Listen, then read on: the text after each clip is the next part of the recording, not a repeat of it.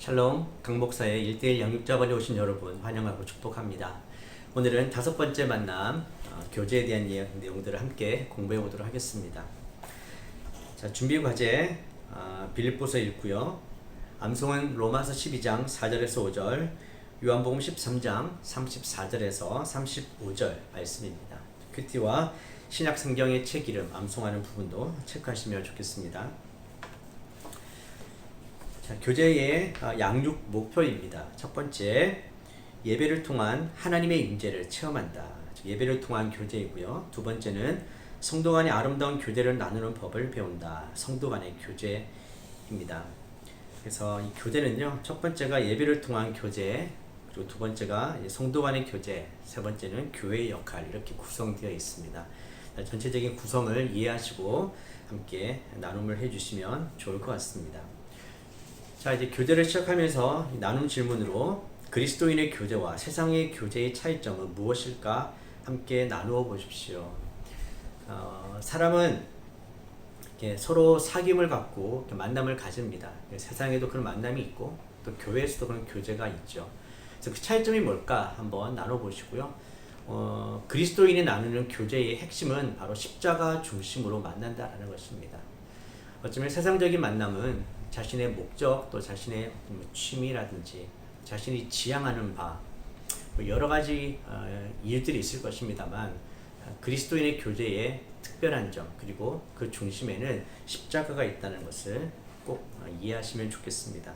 그래서 그리스도인의 교제는 십자가로 시작된 교회에서만 가능합니다. 그래서 교제는 그 십자가를 생각할 때 먼저 수직적인 관계에서, 즉 하나님과 나와의 관계에서 예배, 그리고 수평적 관계에서 성도 간의 교제를 함께 나누도록 하겠습니다. 그래서 순서가 중요하죠. 수직 관계, 즉 예배가 온전히 회복되면, 그 교제가 온전해지면 수평적인 관계도 온전히 회복될 수가 있습니다. 그래서 먼저 이제 예배를 통한 교제 부분을 함께 나눠보도록 하겠습니다. 자, 우리 교제도 보면 좀 이런 내용들이 있는데요. 예배를 드리러 교회 가는 많은 사람들이 예배의 목적을 설교를 들으러 가는 것이다 라고 생각한다. 자, 설교를 듣는 것이 예배의 중요한 부분은 맞습니다. 그렇지만 전부는 아니죠. 예배는 나를 위한 것이 아니고 하나님을 위한 것입니다. 자, 예배 드리러 갈 때 은혜 받으러 간다. 틀린 말은 아니지만 목적을 생각해 보면 올바른 목적이 아닐 수 있습니다. 즉 나를 위해서, 나를 위한 목적을 가지고 가는 거지 않습니까? 하나님을 위한 예배를 온전하게 드리면 그 결과로 나는 은혜를 받습니다. 이게 올바른 순서이겠죠. 그래서 은혜 받으러 간다는 것이 완전히 틀리지는 않습니다만 또 완전히 올바르지도 않습니다. 온전히 하나님을 예배하면 하나님께서 주시는 은혜를 경험할 수 있는 것이 바로 예배를 통한 교제라는 것입니다. 자, 그래서 하나님이 우리들의 예배를 통해서 원하시는 바는 무엇입니까? 즉 하나님이 거룩하다는 것, 그것이 인정되고 하나님께 영광 돌리는 것이죠. 자, 하나님을 위해서, 그의 영광을 위해서 함께 모여드리는 예배가 하나님이 기뻐하시는 참 예배입니다. 바로 예배의 목적이죠. 그래서 이 부분부터 우리가 왜 예배를 드리러 가는지를 함께 나눠보시면 좋겠습니다. 정말 나는 예배를 드릴 목적이 무엇이라고 생각하는가? 어떤 목적을 가지고 예배를 드리고 있었는가? 자, 질문을 보시면 기독교 예배와 우상 숭배의 다른 점은 무엇일까? 자, 기독교도 예배가 있고 또 다른 종교 예배도 있고요. 또 우상 숭배도 있습니다.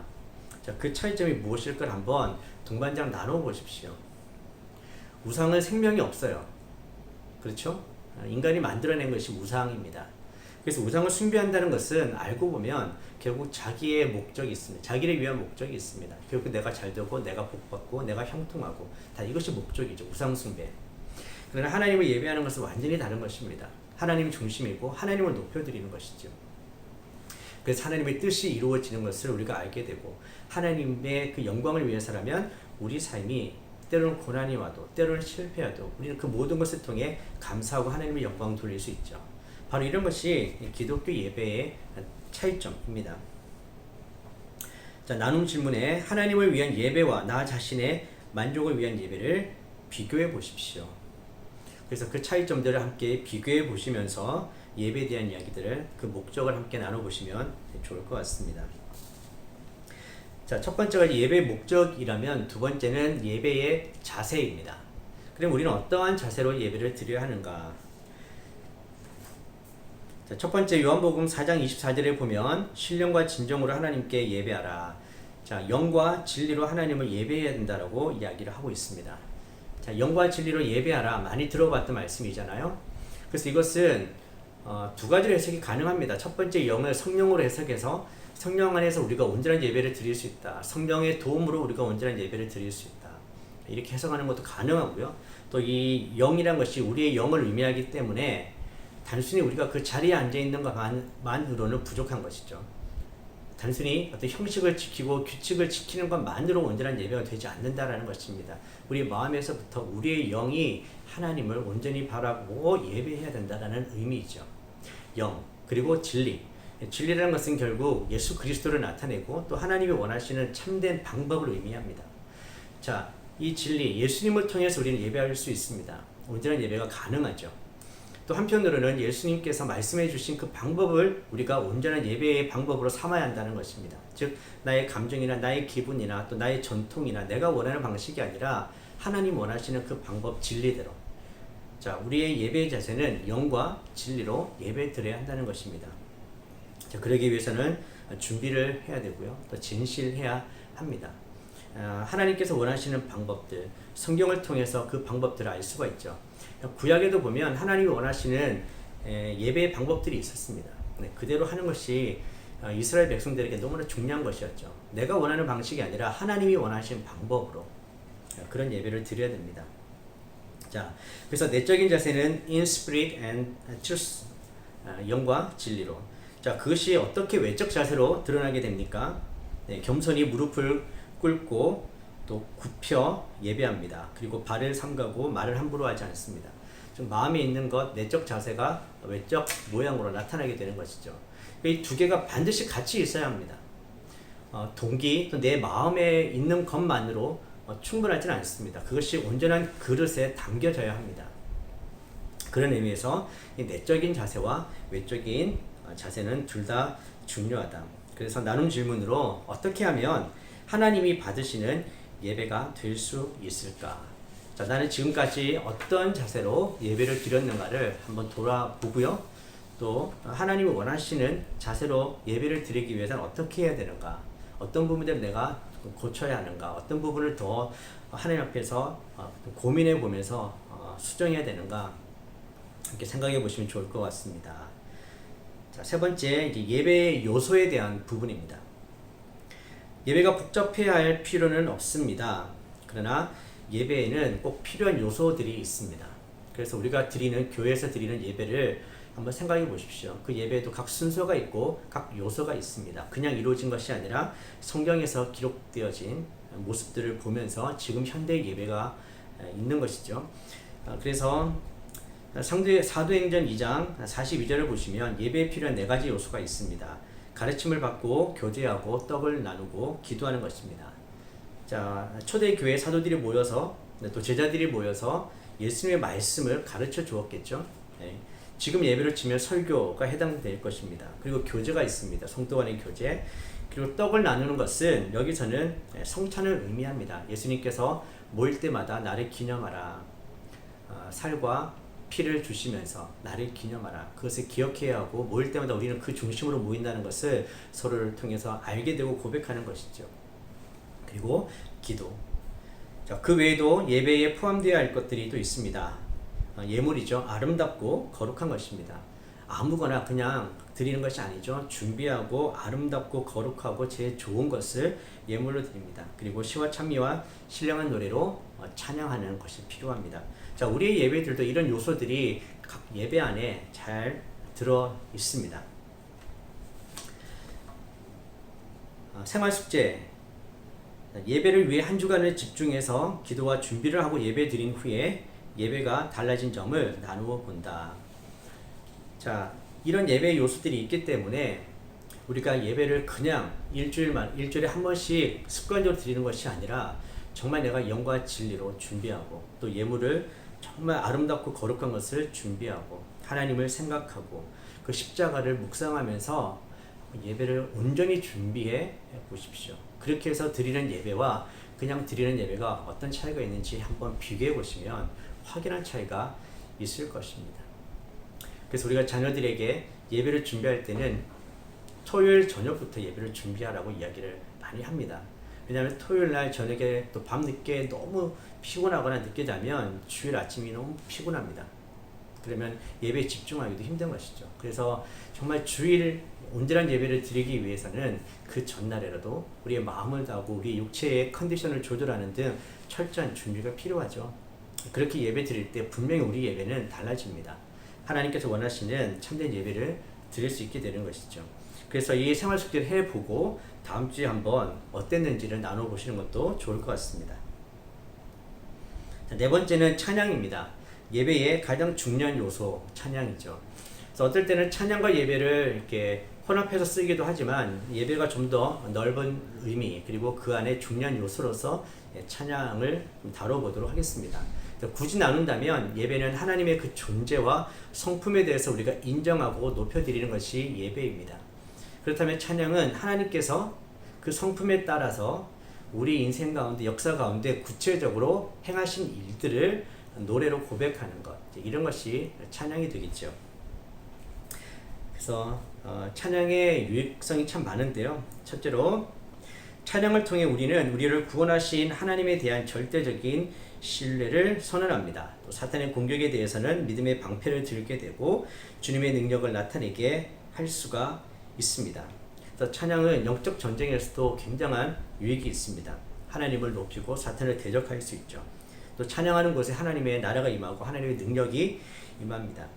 자, 두 번째, 찬양은 우리의 삶 가운데서 성령을 자유하게 합니다. 찬양하면서 성령께서 그 예배 가운데 운행하시면서 성령의 그 능력과 성령의 은혜를 우리가 경험할 수 있게 되는 것입니다. 성령의 감동을 받게 되는 것이죠. 그래서 우리가 보통 찬양할 때에 하나님을 더 깊이 생각하게 되고 성령님을 경험할 수 있는 시간들이 있습니다. 자, 세 번째, 찬양은 모든 진실한 그리스도인들의 연합에 크게 기여합니다. 노래가 중심이 있죠. 찬양 아니더라도 일반 노래도 보면 군중들이 같은 목적을 가지고 노래할 때 하나 되는 것을 볼 수 있습니다. 마찬가지로 이 찬양도 우리 그리스도인들이 하나님 안에서 하나님을 생각하고 그분이 하신 일을 기억하면서 우리가 한 공동체임을, 한 가족임을, 한 지체임을 알게 되고 고백하게 되고 연합에 크게 기여할 수가 있게 됩니다. 네 번째, 찬양은 우리 마음을 주님께 고정시킵니다. 귀를 주님의 말씀에 집중시킵니다. 그의 사랑이 우리 마음에 부어지도록 하나님이 위한 길을 예비하는 데 도움이 됩니다. 그래서 찬양하면 좀 집중이 되죠. 아무래도 하나님께, 그분의 성품에, 그분이 하신 일에 우리의 마음과 귀가 집중이 됩니다. 자, 다섯 번째, 찬양은 하늘나라의 언어이므로 찬양을 통해 하늘나라를 미리 맛보게 됩니다. 자, 그래서 이 찬양의 유익성을 보면 찬양을 하면 우리의 마음의 문이 열리고 그러면 기도의 문이 열리고, 자, 그렇게 되면 축복의 문이 열립니다. 그래서 예배를 시작할 때에 이 찬양을 온전히 주님께 드리는 것이 너무너무 중요합니다. 아까 예배를 드릴 때 설교 듣는 게 예배 전체가 전부가 아니라고 말씀드렸잖아요. 어떤 분들은 그렇게 앞부분을 이렇게 스킵하고 이렇게 말씀 드릴 때만 오시는 분도 가끔 있는 걸 제가 봤어요. 그러니까 예배의 목적은 단순히 설교 말씀 듣는 것이 아니라 이 찬양에서부터 하나님을 생각하고 묵상하고 하나님을 만나고 하나님 나라가 임하는 것을 경험하고 예배 가운데 더 깊이 나가는 것이죠. 성령을 더 깊이 만날 수가 있는 것입니다. 그래서 찬양에는 이런 유익성이 있습니다. 그래서 각자 좋아하는 찬양 함께 나누면 좋겠고요. 또 찬양을 통해서 경험했던 은혜들 함께 나누어도 좋을 것 같습니다. 자, 여기까지가 예배를 통한 교제입니다. 즉 십자가의 수직적인 부분이었죠. 이제는 성도 간의 교제를 함께 살펴보도록 하겠습니다. 이제 수평적인 교제이겠죠. 첫 번째는 지체의식입니다. 로마서 12장 5절이죠. 이와 같이 우리 많은 사람이 그리스도 안에서 한 몸이 되어 서로 지체가 되었느니라. 여러분, 지체를 한번 생각해 보십시오. 지금 여러분의 몸을 한번 생각해 보시면 됩니다. 머리가 있고 또 눈, 코, 입이 있고 손, 발이 있고 또 보이지는 않지만 우리 안에 여러 가지 또 기능을 가진 장기들이 있습니다. 그러니까 이 모든 것들이 지체이죠. 자, 이 성도 간의 교제에서 첫 번째 기억해야 될 것은 바로 지체의식이라는 것입니다. 자, 하나님께서 원하시는 대로 지체를 두신 그리스도의 몸이라는 것이죠. 내가 원해서 손이 된 것이 아니고 내가 원해서 뭐 눈이 된 것이 아니죠. 하나님이 원하시는 대로 지체를 주셨습니다. 그래서 이 원래 몸은 지체로 구성이 되어 있는 거예요. 그리고 이 지체가 있어야지만 몸이 되는 것이죠. 그래서 우리가 서로를 바라볼 때 이렇게 지체의식을 가지고 바라보아야 한다라는 것입니다.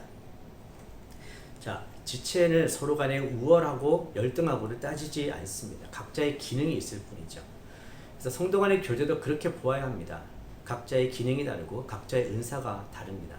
하나님께서 주신 대로 우리는 그냥 몸을 이루어가면 되고 몸이 온전히 기능할 수 있도록 각자의 역할을 다하면 되는 것이죠. 그래서 이 교제를 할 때에 핸드아웃에도 보면 이런 질문들이 있습니다. 교제의 걸림돌, 함께 만나서 교제를 해야 되는데 어떤 걸림돌이 있습니까? 혹시 우월감이나 열등감 이런 것들이 있지는 않습니까? 또 나눔 질문에요. 많은 성도들 사이에서 외로움을 느낀 적은 없었습니까? 성도들이 많이 모여도 그 속에서 외로움을 느낄 수가 있죠. 마치 홍수가 나면 물은 많지만 마실 물이 없는 것처럼 사람은 많은데 내가 그 속에서 외로움을 느낀다. 교제에 문제가 있는 것이죠. 또 이런 질문이 있습니다. 만나기 불편한 형제, 자매가 있을 때 당신의 역할은 무엇인가? 사실 교회라는 이 공동체가 뭐 인격적으로든 뭐 사람의 성격이든 모두가 완전한 사람이 모이는 것이 아니잖아요. 아시겠지만 하나님 나라는 이 환자들이에요. 사실 의원이 필요한 환자들. 그래서 불완전하고 아픈 사람도 많은 것이 바로 기독교 공동체입니다. 그러다 보면 서로 맞지 않는 사람도 있고 좀 불편할 수도 분명히 있어요. 하지만 그렇다고 해서 그 사람들을 열외를 시키거나 배제를 시키거나 정말 남처럼 해서는 안 됐다는 거죠. 왜 그렇습니까? 지체이기 때문에 그렇습니다. 오히려 연약한 지체가 있으면 우리는 더 거기에 신경을 쓰고 오히려 거기에 집중을 하게 되지 않습니까? 그런 마음들이 필요한 것이죠. 한 몸을 이룰 수 있도록 서로 지체를 생각하고 함께 세워가는 것. 바로 여기에 이제 지체의식의 핵심이 있습니다. 자, 두 번째는 하나됨입니다. 주 안에서 하나 되어야 한다. 에베소서 4장 4절이죠. 몸이 하나요 성령이 하나이니 이와 같이 너희도 부르심의 한 소망 안에서 부르심을 입었느니라. 자, 예수님이 정말 원하는 것은 그 그리스도인의 공동체가 하나 되는 거예요. 자, 하나 된다는 거 한번 잘 생각해 보십시오. 많은 사람들이, 다양한 사람들이 모여 있잖아요. 이제 세 번째가 다양성인데 그 사람들이 똑같은 생각, 똑같은 기질, 뭐 똑같은 관심 이렇게 하나가 되는 게 아니에요. 각자가 다양한데 한 몸을 이루는 하나인 거예요. 하나의 목적을 위해서, 하나님의 영광을 위해서, 사랑 안에서. 제 마지막에 이제 포인트가 사랑인데, 그래서 뭐 나와 다른 사람이 똑같이 되는 것이 하나가 되는 것이 아닙니다. 사실 그렇게 될 수도 없죠.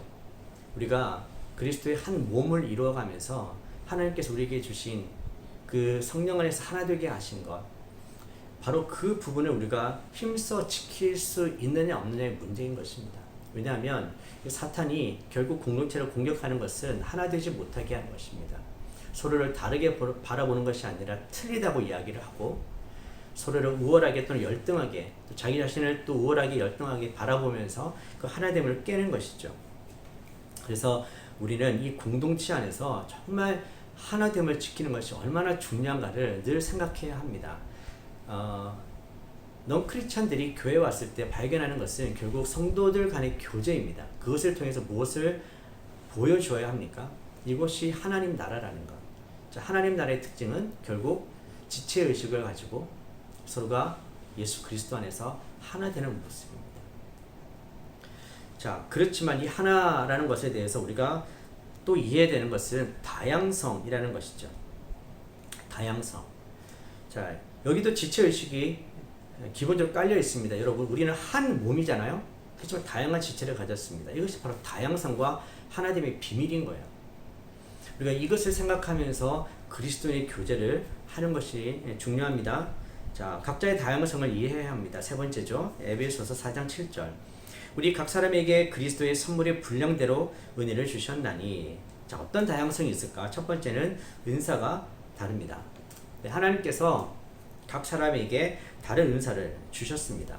은사를 주신 목적은 하나님 나라를 이루어가도록 또 성도들을 세우도록 그런 목적을 위해서 은사를 주신 것이죠. 성령님은 하나이십니다. 그러나 은사는 다양하게 주셨죠. 그렇기 때문에 각자에게 주신 은사가 무엇인지를 또 함께 나누셔도 좋을 것 같습니다. 그래서 어떻게 그것을 사용해 보았는지 어떤 유익이 있었는지 함께 나눈 질문하시면 되겠고요. 자, 두 번째 다양성은 믿음의 정도가 다릅니다. 초신자도 있고 아주 오래된 기신자도 있습니다. 또 믿음의 영적인 성숙도가 높은 분도 있고 아직 아닌 분도 있죠. 그러니까 각 가정에도 마찬가지죠. 성숙한 사람이 있고 미성숙한 사람들도 있습니다. 공동체가 마찬가지예요. 그리스도인 공동체에도 믿음이 약한 자와 강한 자가 있습니다. 그래서 사도 바울의 편지에도 보면 그렇게 비판하지 말고 또 업신여기지 말라라고 이야기를 하죠. 서로 다르기 때문에 그렇습니다. 자, 이럴 경우에는 누구에게 또 집중하고 또 누구 위주로 움직여야 됩니까? 연약한 자입니다. 자, 가정에서도 아기가 태어납니다. 아기는 아직 어리잖아요. 그러면 결국 모든 가정 구성원들이 누구에게 집중하고 누구에 맞춥니까? 네, 아기에게 맞춥니다. 바로 그런 것이죠. 이 믿음의 공동체도 결국 연약한 사람들에게 맞추어서 그들을 케어하면서 함께 성장시키는 것이 그리스도인의 공동체입니다. 자, 은사가 다르고 믿음의 정도가 다르지요. 자, 그래서 두 번째 질문에는 성숙한 그리스도인과 미성숙한 그리스도인의 특징은 무엇입니까? 또 강한 자는 약한 자에 대해서 어떤 자세를 취해야 하고 또 약한 자는 강한 자에 대해서 어떤 자세를 취해야 하는가? 이 성경 말씀들을 가지고 함께 나누시면 되겠습니다. 세 번째는 인간적인 배경이 다릅니다. 자, 편견, 편애, 차별. 자, 이것은 교회 안에 있어서는 안 되겠죠. 바로 그런 것들이 교회의 기능을 파괴시키는 것입니다. 인간적인 배경이 다릅니다. 남자, 여자, 젊은 사람, 늙은 사람, 또 부자, 가난한 자, 뭐 이런 여러 가지 배경이 다를 수가 있지요. 하나님 나라에는 이런 편견이나 차별이 없습니다. 그런 다양한 사람들이 모여서 하나님 나라가 되는 것이죠. 자, 우리 교회도 한번 생각해 보십시오. 정말 다양한 지역에서 오고 또 다양한 사람들이 모여 있습니다. 관심도 다르고 성격도 다르고 또 추구하는 바가 좀 다를 수도 있고 그런 학연, 지연 이런 모든 것을 다 뛰어넘어서 예수 그리스도 안에서 십자가 안에서 하나 되는 공동체가 바로 교회 공동체입니다. 그런 의미에서 우리가 서로의 이 다름에 대해서 좀 제발 배척하거나 배제시키는 것이 아니라 그것 때문에 우리가 더 풍성해지고 더 풍요로움을 누릴 수 있다는 것을 반대로 역으로 한번 생각해 보시면 좋을 것 같습니다. 자, 이런 인간적인 배경이 다른 부분, 기질, 스타일, 그래서 다양한 사상, 제도, 가치관을 가진 인간이 하나됨을 이룰 수 있는 길은 무엇인가? 이런 부분도 함께 나눌 수 있겠지요. 정말 다른 사람들인데 어떻게 하나됨을 이룰 수 있을까? 예수님의 첫 번째 제자 공동체도 보면 참 다양한 사람들이 있었어요. 지역도 다양하고 직업도 다양하고 또 그들의 기질도 좀 다양했고 참 그런 12명의 제자 공동체에서 하나됨을 이루는 것 참 보통 일이 아니었을 것입니다. 결국 그들이 하나 될 수 있는 것은 성령께서 그들 가운데 임재하시고 그들이 하나님 나라에 대한 동일한 꿈들을 꾸게 되고 그들이 예수님을 쫓는 그 십자가의 길을 갈 때 그들은 성령 안에서 하나 될 수 있었죠. 그렇다고 그들이 획일적으로 하나 된 건 아닙니다. 그들의 사명이 달랐고 그들의 역할도 달랐습니다만 한 몸을 이루는 데에서 그들은 다양하고 다양한 기능들을 수행했던 것을 볼 수 있습니다. 자, 네 번째 성도 간의 교제에서 핵심인데요. 서로 사랑해야 합니다. 요한복음 13장 34절 새 계명을 너에게 주노니 서로 사랑하라. 내가 너희를 사랑한 것 같이 너희도 서로 사랑하라. 결국 성도 간의 교제에서도 이 모든 것을 이루기 위해서 가장 결정적인 것은 사랑입니다.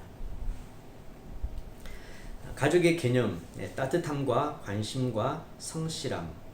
즉 우리는 남이 아니라 예수 그리스도를 통해서 하나님의 가족이 된 것입니다. 그래서 가족 안에 꼭 필요한 것, 반드시 있어야 될 가장 핵심은 사랑입니다. 그래서 이 모든 것들을 가능하게 할 수 있는 것은 사랑이죠. 그리고 이 질문을 보시면 참 사랑은 말로 나타나는 것이 아니라 무엇으로 나타나야 하는가? 행함과 진실함입니다. 결국 이 사랑이란 것은 명사가 아니라 동사라는 것이죠. 내 구체적인 삶을 통해서 나타나게 되는 것입니다. 사랑에는 여러 가지 표현이 있고 여러 가지 얼굴이 있습니다. 어떨 때는 그것이 긍휼로 나타나고, 어떨 때는 성실함으로 나타나고, 어떨 때는 헌신으로 나타나고, 어떨 때는 자비를 베푸는 것으로 나타나고, 구제로 나타나기도 합니다. 그래서 우리가 어떤 행동으로 어떻게 진실하게 서로를 사랑할 수 있는가, 이런 부분들도 함께 나누면 좋을 것 같고요. 고린도전서 13장이 사랑장이잖아요. 그래서 고린도전서 12장은 은사장입니다. 다양한 은사들이 나오죠.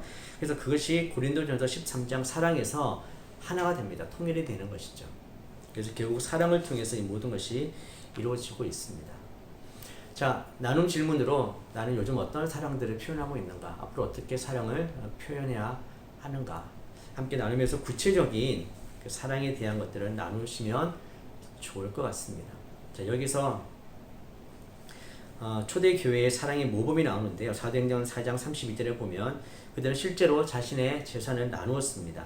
한 마음과 한 뜻이 되어서 서로를 배려했고 긍휼히 여겼고 함께 세워갔던 것이죠. 자, 이런 부분들이 우리 교회 안에서 또 그리스도인의 공동체 안에서 실제적으로 이루어질 수 있게 되기를 바랍니다. 자, 이제 다섯 번째, 교회의 덕이 되어야 합니다. 데살로니가전서 5장 11절. 그러므로 피차 권면하고 피차 덕을 세우기를 너희가 하는 것 같이 하라. 교회에서의 이 교제의 가장 중요한 부분이 서로 덕을 세우는 것입니다. 선한 일을 하면서 나의 이익을 위해서 이기적인 만남은 오래가지 못합니다. 교회 모임은, 성도 간의 교제는 그런 것이 아니죠. 나보다 남을 낮게 여기는 것입니다. 그리고 그분들의 일에 대해서 우리가 진실한 관심을 가지고 서로 돕고 서로 세워가는 것이죠. 지체의 삶에서 가장 중요한 것, 바로 몸을 살리는 것, 서로를 세우는 것, 이것이 바로 덕을 세우는 것입니다. 자, 그래서 나눔 질문에 교회에서 덕을 세우기 위해 내가 마땅히 해야 할 것은 무엇인가? 우리가 하는 일들을 통해서, 그런 교제를 통해서 다른 사람이 살아나고 교회의 덕이 세워지는지를 한번 생각해 보십시다. 나는 어떻게 사람들을 만나고 있고 어떤 교제를 하고 있고 그 교제를 통해서 교회와 성도들이 세워지고 있는가, 그런 덕이 되고 있는가 함께 나눠보시면 좋을 것 같습니다. 그래서 말씀으로 권면하고 말씀으로 위로하고 서로 사랑으로 안아주고, 자, 서로를 성장하기 위해서 함께 십자가 중심으로 복음 중심으로 만날 때에 나도 성장하고 우리 교회도 성장하고 상대방도 성장하면서 함께 지어져 가게 되겠죠. 자, 이제 결론 부분입니다. 자, 교회는 하나님을 온전히 예배하는 공동체입니다. 십자가를 통해서 우리가 하나님과의 관계가 회복되었죠. 그래서 우리는 온전한 예배를 드릴 수가 있습니다. 자, 하나님을 사랑합니다. 그래서 우리는 예배하는 것이죠. 그러면 그 사랑은 이웃 사랑으로 나타나게 되는 것입니다. 그래서 성도 간의 교제, 서로의 다름을 인정하지만, 다양성도 인정하지만 한 몸을 이루어가는 하나됨, 즉 사랑으로 서로 덕을 세우는 것, 이것이 바로 하나님 나라이고 성도 간의 교제입니다. 자, 마지막에 요한복음 17장 20절 21절인데요. 예수님의 기도입니다. 즉 저희도 다 하나가 되어 우리 안에 있게 하사 세상으로 아버지께서 나 보내신 것을 믿게 하옵소서. 우리 하나된 공동체가 결국 복음의 증거가 됩니다. 사람들이 와서 우리가 정말 그 사랑으로 사랑하는 것을 보면 우리가 하나님 나라의 가족이라는 것을, 예수님의 제자라는 것을 알게 되겠죠. 그래서 우리가 온전한 예배를 드릴 때, 하나님을 온전히 사랑할 때 우리는 온전한 성도 간의 교제, 그 사랑을 실천할 수가 있게 되는 것입니다. 그래서 우리 안에 온전한 예배가 회복되기를 바라고, 또 온전한 교제로 우리가 서로 하나 되고 하나님 나라를 경험할 수 있게 되기를 간절히 축복합니다. 자, 오늘 교제에 대한 1대1 공부를 마치도록 하겠습니다. 네, 수고하셨습니다.